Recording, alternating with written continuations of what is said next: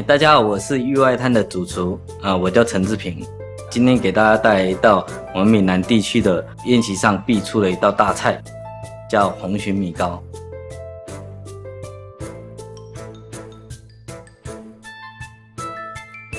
金秋时节嘛，是这个蟹最肥的一个季节。我们这一道菜的话，就是应了这个季节。红鲟，我们闽南叫膏蟹。我们这道菜的话，前期的话就把蟹先简单的清洗，我要把它的一些鳃啊剪掉，然后进行斩件。我们今天挑选的是一个圆糯米，煮出来的效果会更加的有一个嚼劲。我们就准备要炒一个糯米，里面的配料有三层肉、香菇丝、鱿鱼丝、小虾米，然后干贝。调味的话，主要是一个我们闽南的一个神器，叫葱头酥。先把三层肉煸出香味，下入香菇丝、鱿鱼丝、干贝、小虾米，炒香。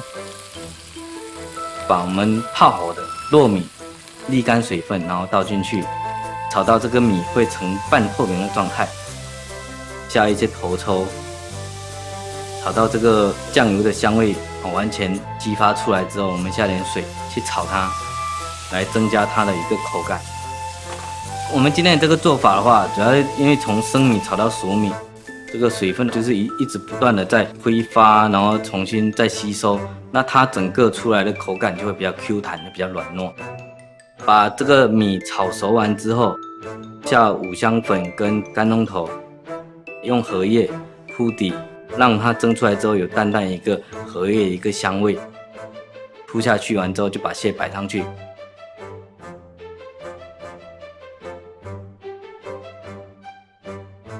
你就直接拿去蒸。